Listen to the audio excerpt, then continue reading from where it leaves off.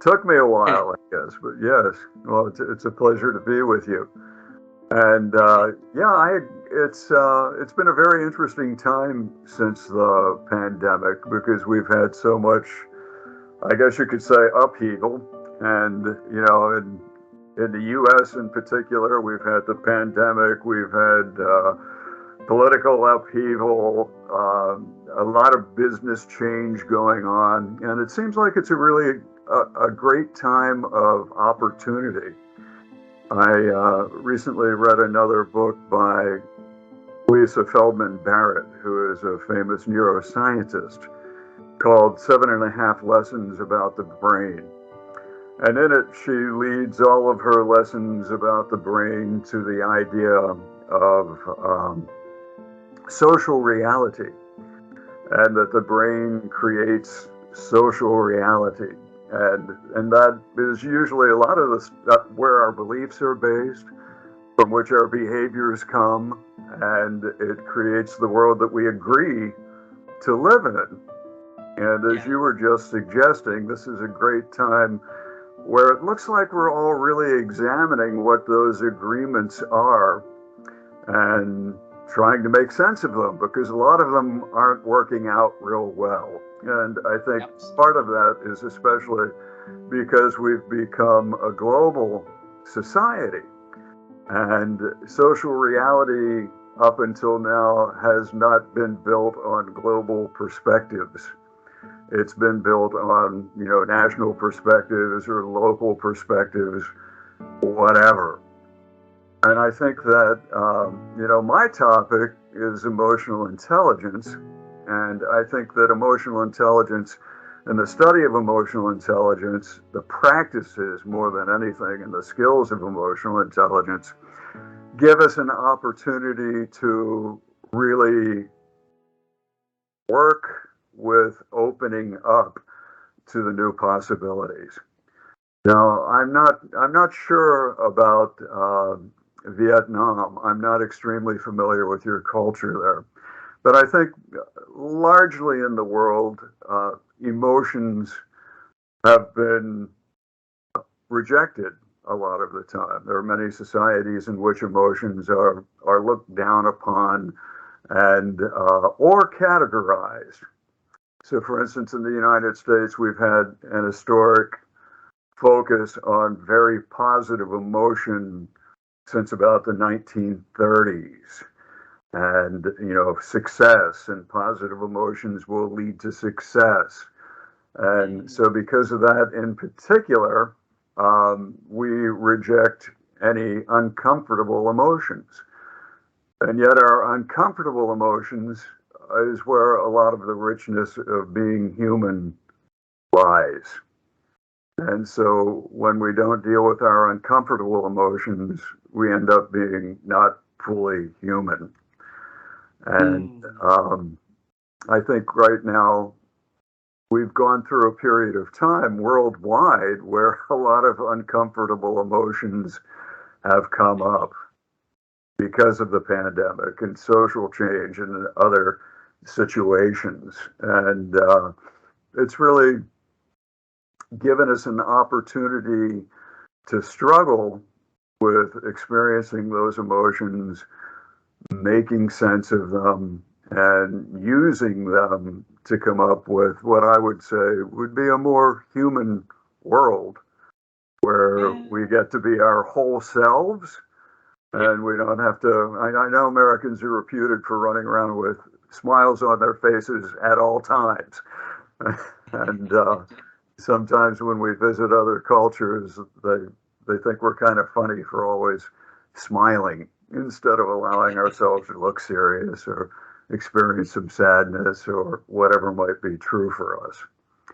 So this has been a personal exploration for me because as a kid growing up in an American family, which had a lot of stress and dysfunction, I was particularly taught that my emotions were bad, but I was naturally a very feeling kid. And over time, I had an experience one night where I was very afraid. I was home alone, and I knew I shouldn't be afraid, and I was trying not to be afraid, just being, like 7 years old and being home alone. And I was watching television, and it was probably some show like Lassie, where, a boy and his dog, and little Timmy, who was the boy, was very frightened.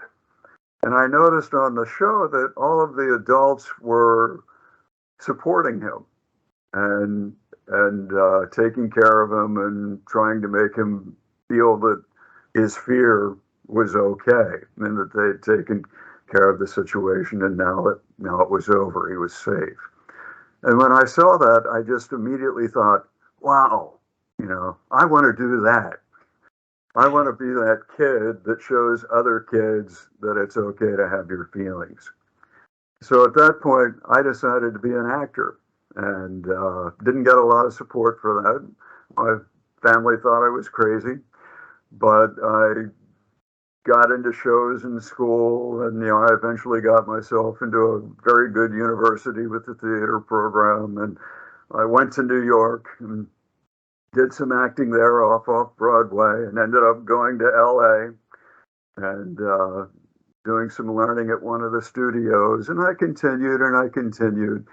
But the interesting thing was that I had been so well trained as a kid not to have my emotions that as an actor, I was pretty good at representing emotions, but I wasn't very good at just being in the moment and having them. So my career didn't go very far. But I had taught speech in college, and I loved interacting with people on a coaching level and intuiting what might be affecting their speech and their acting, and decided that business people might be interested in learning and having that kind of training.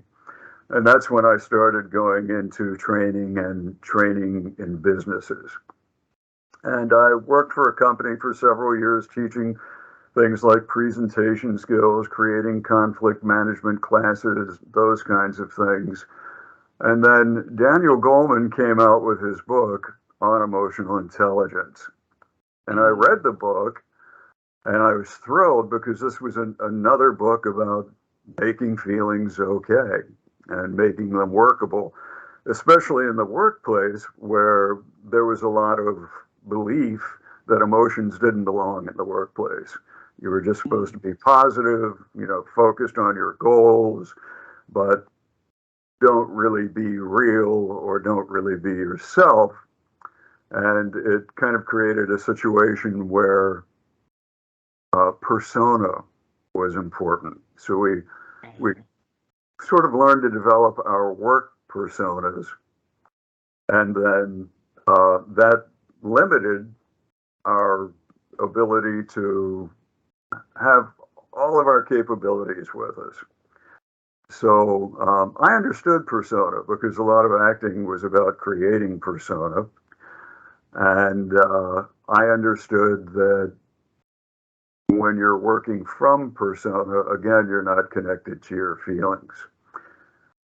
The other thing that Goleman's book showed me was that by teaching presentation skills and teaching people to be more expressive, that I had been working with emotional intelligence the whole time that I was doing training.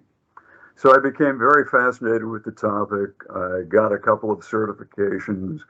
I got certified in EQ 2.0 and also Mesquite. Most recently, in fact, right before or as COVID was breaking, I was at Yale getting certified in Mesquite. And so it's been a great journey for me. And I started noticing in my coaching and in myself, because working with other people, you also work with yourself.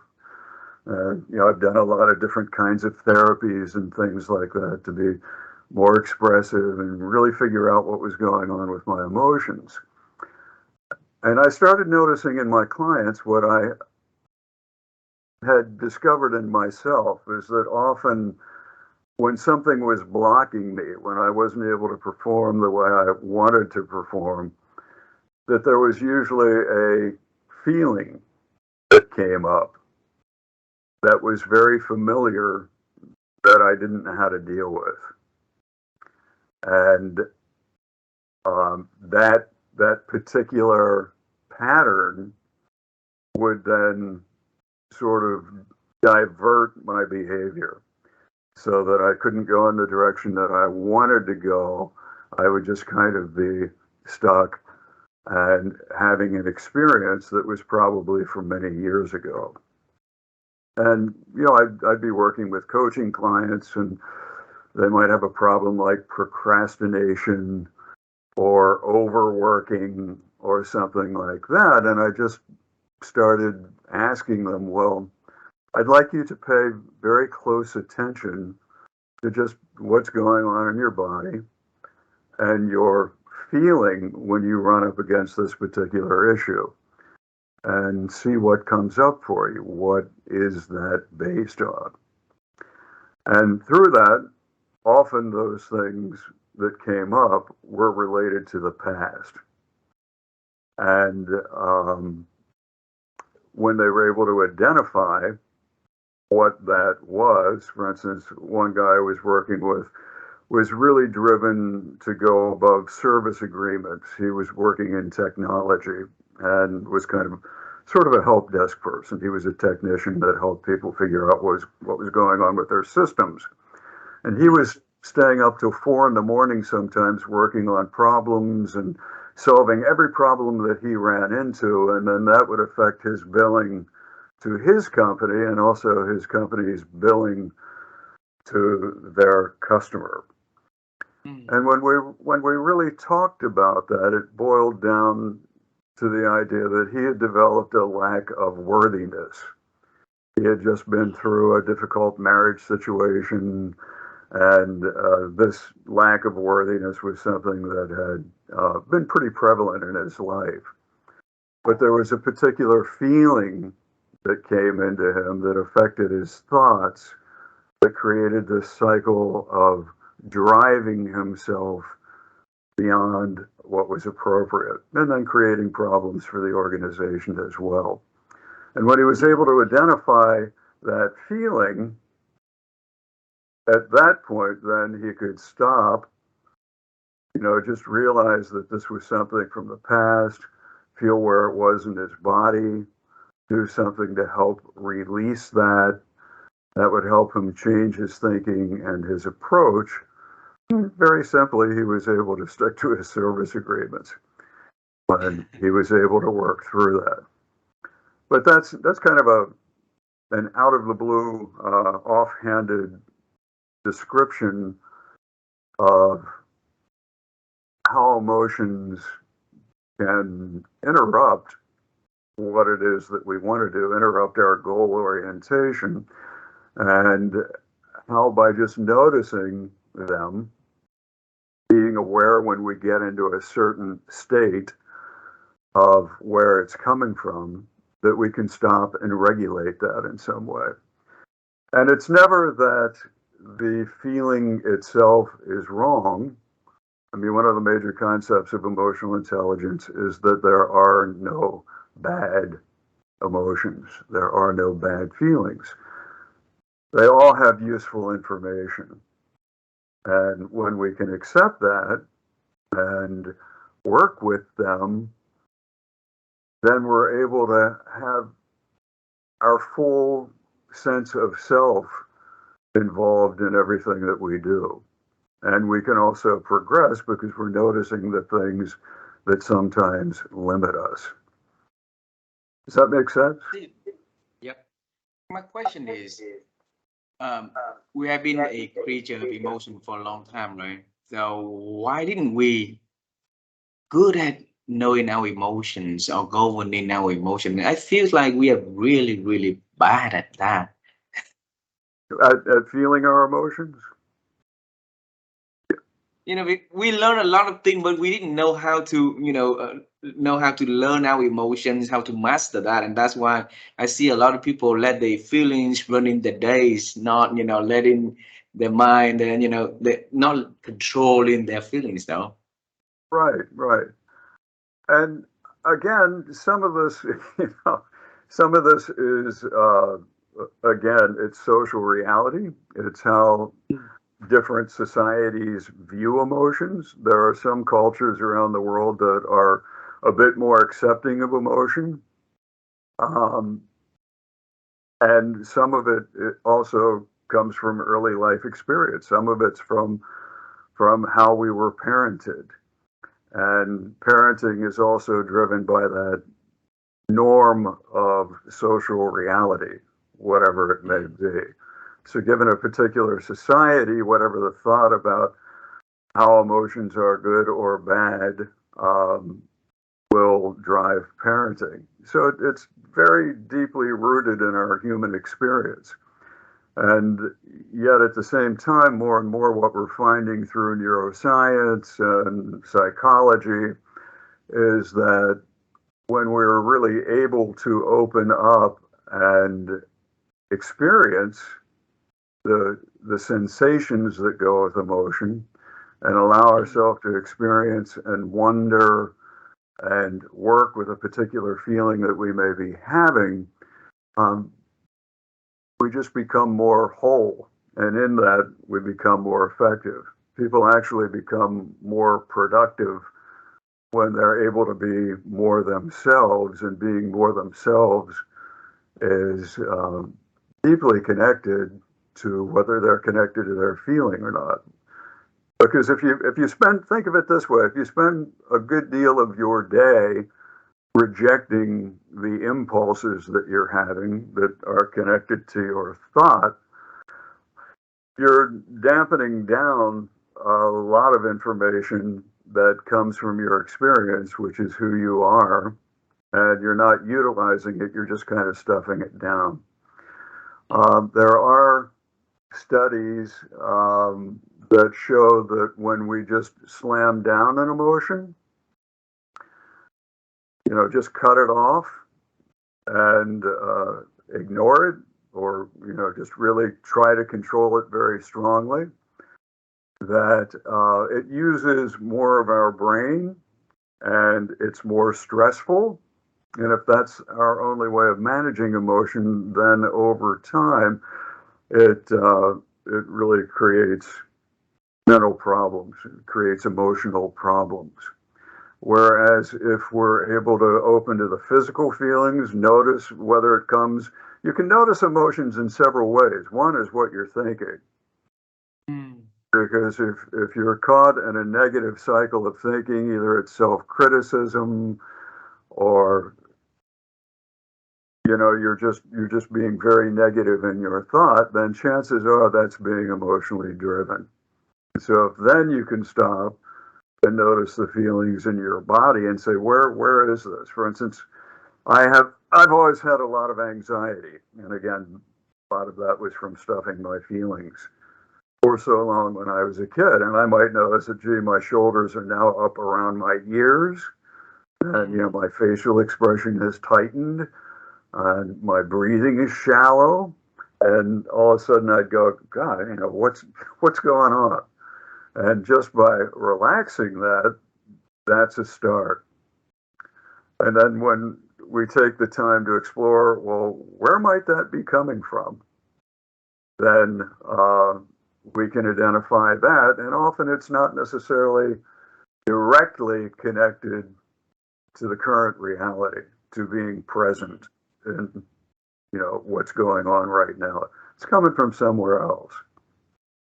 I used to feel that a lot when I was a young kid because, for instance, when I was in college, I had several different kinds of jobs. And once I was working for a psychological institution, and they had me doing admin work.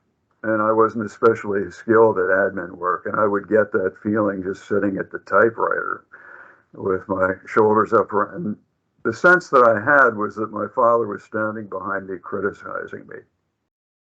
And so I began to notice that was a pattern, and be able to tell when I was in a situation that I was getting really tight and feeling incapable, or whatever it was, that it wasn't necessarily connected to the current situation. And then I could relax out of that and begin to deal more effectively with what was going on right then. So it's developing that skill of noticing, first of all, what am I feeling? Because a lot of the time we are not paying attention to that. A lot of the time we've moved into persona where we're just trying to show positive and do all the physical aspects of being positive. And again, there may be something going on inside that's very different from that. I spent a lot of time teaching presentation skills, and it kind of reflected my acting when I was learning acting, where I would move into persona and represent feelings rather than actually open to them and allow myself to have them. And so when I was training, I would be very good at all the physical skills, open body language, voice, eye contact, all of the things that made me, look very centered and professional, etc. And then I started doing a little more emotional work, and people would often say to me, Steve, when you first walked into the room, I was really intimidated by you, which would totally surprise me because I was intimidated by them. And here is an actor moving into a business environment. And eventually, as I did more of my own emotional work, I was able to stop and be authentic. Once I was in a workshop and we were looking at 360 reports from the company. And one woman in the workshop got very upset. And usually I would have, again, pumped myself up and been very strong about that and probably made some superficial comments to her about everything would be okay. And in this situation, I had just been through a weekend training and I was very open and I just dropped down and was able to experience a lot of empathy for her and really softened and stopped and talked with her about her, assured her that it was information that she could use and she was capable of really working through that. And at the end of the workshop, I got this great response that shocked me because everybody was like, wow, when you went there, it just changed the whole workshop. And so I began to gain positive experiences like that that showed me that when I showed my vulnerability, and a lot of it has to do with vulnerability, it put everyone else at ease. And we were all able to communicate much more fully because people weren't trying just to show a certain way. I see. Wow. Steve, my wife and I, we are working on the second book on thinking together because we just finished the first book on the topic of thinking, right? And you mentioned about feelings and emotions a lot in and then you've been, like researching on it and try to understand it a lot more about it. I want to ask you your professional opinion about feeling. So how did we create our feelings to start first though? That's a very complicated question Yeah. to answer. And, I'll point you again to Lisa Feldman Barrett and her work. I would highly suggest that you look her up on the internet. She's a leading edge neuroscientist, and she explains how the mind works very well. And the way she talks about it is that our brains are really prediction machines. So based on experience, and again, it gets into our early childhood experiences are all included in that. It learns to make predictions that have to do with our survival. And so from that, I really some people might argue with me, but I really think that it's very difficult, if at all possible, to separate thinking from feeling, because it's all body brain related. And the brain is so connected to the body that they're constantly influencing each other. It's a chicken or the egg situation. Now, which happened first? Did I have a thought that made me feel a certain way? And the answer to that might be, that's possible. Or did I have a feeling that brought up a certain kind of thinking? And again, the answer to that is, that's possible, because they work very closely together. And I mean, we have a lot of teaching, and again, this gets back to some degree to toxic positivity, but we have a lot of teaching that, well, if you just think the right thoughts, you can be successful, you can get your goal, and that's going to solve your life problems and any, uncomfortable feelings that you may have. And that's partially true. But there's also the flip side, that our body sensations, I mean, she tells a very funny story about when she was in college. She went out on a date. She hadn't dated much at that point. And during the dinner situation, she just started feeling very strangely, and she hadn't been in love before. So she thought, well, this must be, I must be in love. And then she went home, and in a couple of hours, she realized she was getting the flu. And, and she tells that story to just illustrate that the body sensations are very tied to our feelings, and feelings are very tied to emotions. Now, we can make a little bit of a separation in definition, and that feelings are often, we might consider them more related to body sensation, whereas emotions are perhaps a continuation of those feelings, but emotions are another set of feelings that drive us toward a goal or have something to do with a goal. I don't know. Can I share a screen with you? Yes, absolutely. Absolutely. Let me try and bring up a model. And where do I do that? Do you have to give me permission for that, or? I don't think that we need to give you the permission for doing that. I am not seeing the possibility for that. Well, I could turn my screen perhaps I'll try not to show you my messy office, but maybe if I turn it to look at my second monitor, I can just show you this model. Okay. Oops, I just turned it. Well, no, that's not going to work. I'm sorry.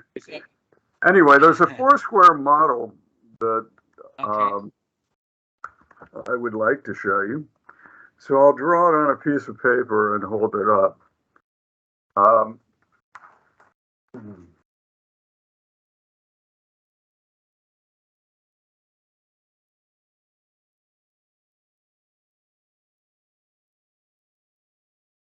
Steve, you need to change the camera so you can be in cell again. I'm sorry? You need to change the camera, adjust the camera so you can be in the center again, because you're now on the left side. Yeah. There we go. Okay. So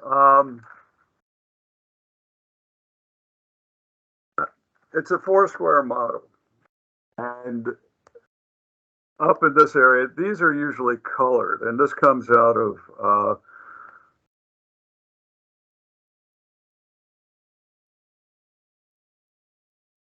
Yale, and I can see it. Yes. the study of mesquite, the instrument, and also Mark Brackett's work from Yale. And it's called the mood meter. So up in this sector, this would be yellow, this would be green, this would be blue, and this would be red. Mm. And so this side of the scale is what we might consider positive emotions. And this side of the scale is what we might consider uncomfortable emotions or less comfortable emotions. And in the yellow area, we're looking at the intersection of two scales, and one is, we might say, is the intensity or the energy of the feeling, and the other is the pleasantness. So on this side, we have the less pleasant emotions, and on this side, we have more pleasant emotions. And up here would be very pleasant emotions. Down here is calmer emotions because the energy is not high. Up here is, less pleasant emotions, high energy, which is often anger, discontent, those kinds of things. And down here would be more associated with sadness. And this is a very fast oversimplification. So in most societies, we're very focused on these positive emotions. And when you look at this, the positive emotions are, one of the things that's occurred to me is that they're largely associated on getting what you want. So when we get what we want, we're content, we're ecstatically happy, whatever the range of emotion might be. When we're not getting what we want, we're angry, we're sad. And it's not just getting what we want, it's things being the way we want them to be, that kind of thing. And that drives a lot of our feeling. And, most societies drive us to show on this side of getting what we want, having a goal, being successful, getting what you want. But not getting what you want also drives anger and sadness. Now, part of me wants to say there's nothing wrong with that relationship. And yet that's what creates a lot of strife in the world, in businesses, in our relationships, whatever it might be. So one of the goals of emotional intelligence is to be able to accept when you don't get what you want and work with that and stay open. Yep. Does that make sense? So that's a big part of what we're dealing with when we're looking at emotional intelligence is not driving ourselves to always be over here and not over controlling the left side. how we feel when we don't get what we want, but somehow bringing that together so that we can have a more complete experience of life and a more realistic experience of life. And I'm going to make a quick jump here, but then what also comes from that is more capacity for empathy and compassion. Studies were done that when we have a goal, our capacity for empathy goes way down because we're so focused on getting what we want that it brings up more competition, more reason to, got to get this off of your face. There you go. Okay. More reason to be angry, to be aggressive, whatever it might be. The other thing that is important is that we can work with ourselves on our level of understanding, and the word acceptance is difficult for a lot of people because they think that's going to take away all my fight, that's going to, I'm going to be limited. But when we can work with ourselves on including what happens and accepting it, we become more capable. And one way to do that is through self-empathy. So this ties into when we're not accepting our emotions, that's sort of the primary action of not having empathy for yourself. And it actually creates another syndrome that a popular Buddhist monk talks about. Her name is Pema Chodron, and she talks about second suffering. And so when we have an uncomfortable emotion, we often put ourselves down and we create more suffering for ourselves because we're not able to just open up and experience that and glean its information, because emotions are information, and to some degree its purpose. So in the syndrome of not accepting our emotions, we're constantly creating more strife. The same thing happens in communication and relationship. When we're not able to understand a different culture or a different person, our spouses, whatever it might be, if we're not able to open to that, if we're not able to have self-empathy for ourselves in the situation, which will open us to empathy for them, then we have limited capacity to really work together and reach understanding. Yep. So what happens when we, again, going back to working with emotions, when we're working with emotions, number one, we want to notice it. If there's thought associated with it, we want to notice that thought and the quality of the thought and consider it. It may not be true. We want to experience it in our bodies. You really want to experience a feeling, and that's what we cut off a lot of the time. But allow yourself to have that experience. This sounds like it takes a lot of time, but when you really start practicing this, it can be a matter of seconds. You just go, oh, whoa, what's that? I want to ask you that question, Steve, because the starting point for all the change comes from noticing our emotions, right? Our feelings, right? Yes, yeah. And that is the key point, because a lot of us don't know how to notice that. We let it drag in us, right? So Yeah. if ever I got into a stage where the emotion running, then I need to have a weapon, a tool that helps me to notice, hey, there's something wrong with me, my feeling, what's Well, going on here. don't say there's something wrong with me. I mean, you want to say Okay. that I'm getting some information here I want to pay attention to, would be a better way to say that. But, I part got of it. it is just giving yourself, we don't pause in our days. So it can be as simple as creating a pause, maybe once an hour, maybe, twice a morning, whatever it might be, where you just stop and check in. And there may be nothing going on. Everything may be fine.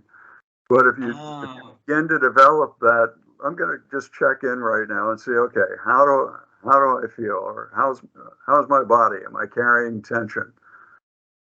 Do I have a churning in my gut? Is my chest tight? Things like that. And it may not be. But if you just develop the habit of, I'm going to pause, I'm going to give myself the assignment to pause. And you can make up how often. But it's developing a habit of just pausing. And one way to think of it is pausing and expanding. I mean, one thing we do, because we're so focused on computers these days most of the day, is that our focus becomes very narrow. And human beings have a lot of past evolution in us, so that we benefit from having an expanded view, an expanded sense of what's around us, because we used to be hunter gatherers and we'd be out there looking at the horizon and trying to, sense and notice where animals were and those kinds of things. And that's Mm. part of our actual physical structure. But we're now at a situation where we spend most of our days like this. So, as part of your Yeah. pause, if you just open up and look out the window and take in as much distance as you can, or if you look 12 feet away, or if you open up and imagine your energy opening up to the walls of the room that you're in, I see. then that creates a break. It creates a different sense that allows you to again tune in as you're including the space around you. Does that make sense? It, There are a lot of that little really makes techniques sense to like me. that. Um, in fact, we do many um, self-management techniques all of the time. They've been built in. Some of them are better than others, but just taking a break, just switching what you're doing can be a way to change your emotional energy. Breathing is one of the most, powerful and most simple ways to just stop and breathe. That brings you into your body. Notice where your breath is going. Have a sense of filling your whole body with it instead of just your chest. All of those kinds of things. There are many different kinds of ways to regulate our emotions. Is that helpful? Did I answer your question? Yep, you gave me Yeah, a lot yeah, of yeah, yeah, tips that can help yeah, us to yeah. notice indeed. Yep. But And this is really important. There's another great book you might like since you like to read called Identity, and it is by Francis Fukuyama, and I thought it was extremely insightful. And he has talked about, and I think this is tied to how we deal with our emotions, because he talks about how we have evolved psychologically in a way that individuals are kind of starved for recognition. When you read a lot of business information these days and the direction management needs to go, so much of it is based on effectively recognizing people and recognizing who they are and what their real talents are, rather than putting them in a pigeonhole, square block in a round hole sort of thing. And a lot of politics has emerged out of this, so that there are, he calls it identity politics. There are groups of people who have, more like experiences that want to be recognized and given their dignity for their particular group. And as I was reading this, I was thinking that this is so pertinent to emotional intelligence, because the truth is most of us most of the time don't recognize ourselves because we're cutting ourselves off from the information and from the experience of our emotions.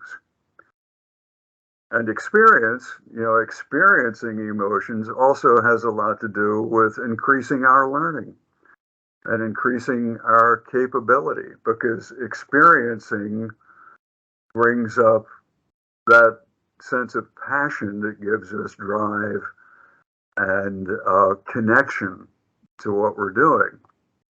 But because we're cutting that off, a lot of the time we've created some kind of persona, and in that, we're not recognizing ourselves. And I think this is where this evolved craving has come from, is that over time we've found reason to try to control emotions too much. And in that, we lose a sense of who we are, and we have this internal feeling that we're being denied. And actually, it begins with us denying ourselves. And I don't think that we've learned how to have self empathy, how to really just make it okay that we're having a feeling.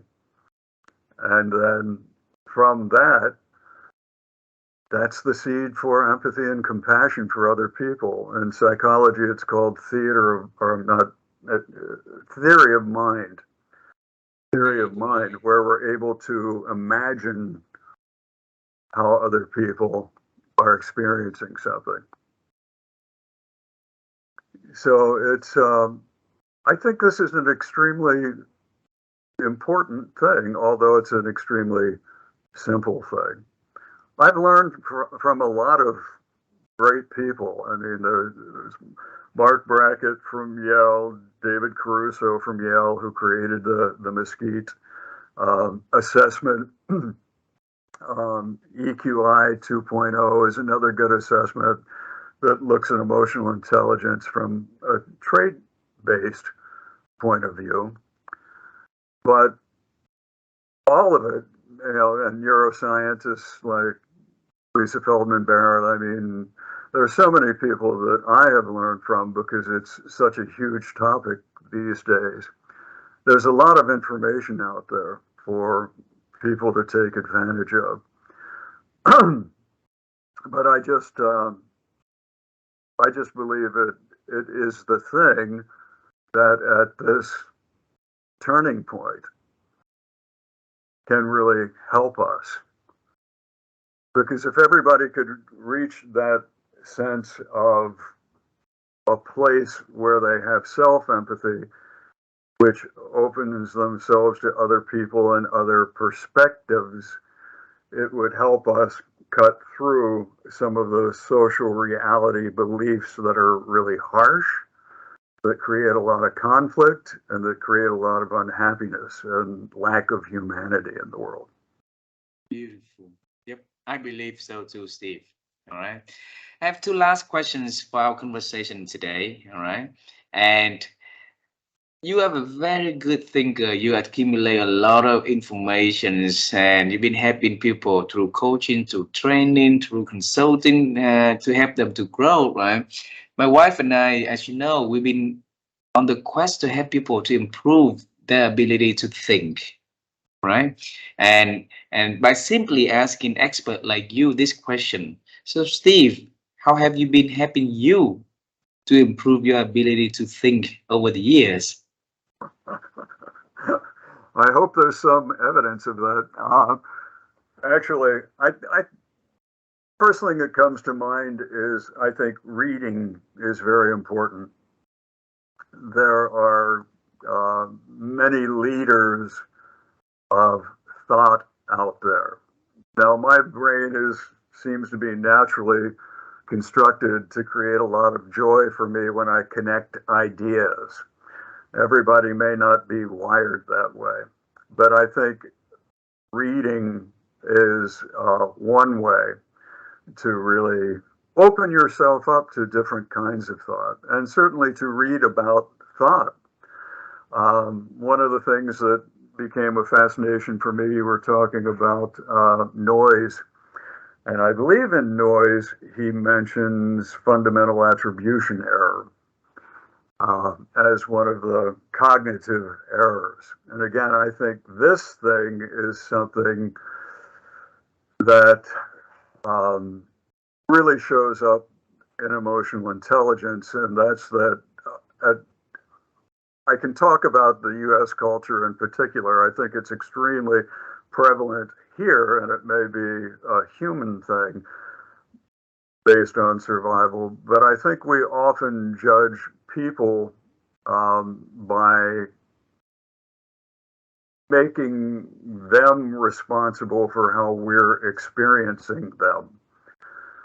So, for instance, I was in a job where I was the program manager of talent development, and I often had to deal with conflict between people in the organization. And there was one young man who was in the help desk department who was particularly irascible. And people eventually totally dismissed him. I really had to work with him behaviorally to the best of my ability. But the flip side is that we decide that somebody's behavior is who they are. And that takes me back to the idea that our emotions are not who we are. And we often identify with our emotions and, take them personally and, oh, I'm a bad person because I'm having uncomfortable feelings, blah, blah, blah. But we also do that on a much bigger uh, stage. And we will look at people and decide that it's a character flaw instead of a product of circumstances if they're expressing themselves in a way that we're not comfortable with. So things like that, becoming aware of things like cognitive errors, which is something that has been studied. Now, again, some of this becomes an aspect of what is social reality. And social reality is not always correct. But when you look at some of these big discoveries about thought and thinking and logic and explore those, that helps you change your thinking because it helps you separate from what is perhaps negative social reality. And all of it was developed for seemingly positive reason. The other thing is meditation. I haven't talked about meditation, but I am a meditator. I do study mindfulness practices, and that is one of the things that has made me self-aware. And self-awareness is really the beginning and the foundation of emotional intelligence, and particularly as part of that emotional self-awareness. I can't believe it's taken me this long in our conversation to say that. But a big part of self-awareness is noticing your thinking, Beautiful. and also, Reading. yeah, and part of noticing your thinking is noticing that it's not always true. Yep. It, and then questioning it. Yeah. Thanks for sharing that. So reading and meditation is the way for you to expand your knowledge. At the same time, you can rethink about your how you think and start questioning Yeah. it Yeah. also. And perhaps mathematics. I was never good at mathematics, but I think mathematics teaches you to think. Yep, So absolutely. again, solving problems, doing exercises that help you solve problems or require a different perspective. All of those kinds of things help you change your thinking. Absolutely. Yeah, but Last remember question for that you. thinking and emotion are very hard to distinguish and We cannot experience. separate them, right? So it's a buddy living together.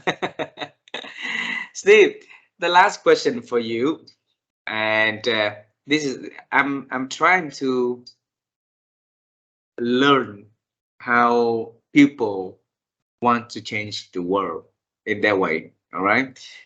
And then if it's boiled down to one single thing that you want people to improve on, like and make positive change, what would that single one item is, Steve?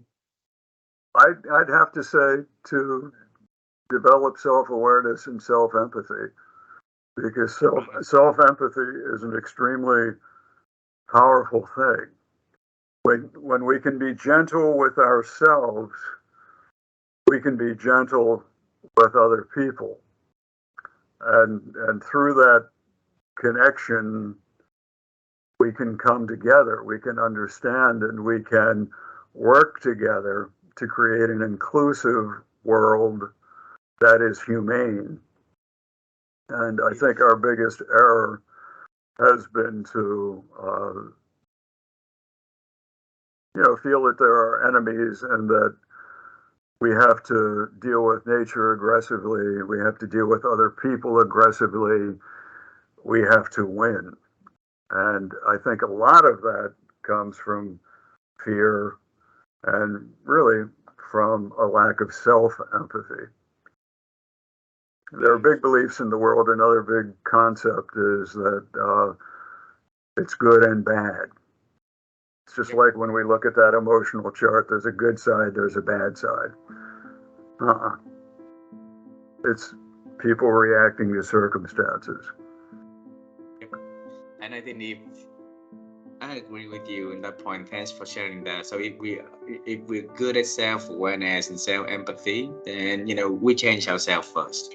That will create a change on the people Yeah, around us. So yeah, and then that's how we're gonna help to create better, like community, a better country, and eventually, that's how goodness is gonna spread around the world, and that's how powerful if we learn how to improve our awareness and empathy. yeah. Thanks a And, lot.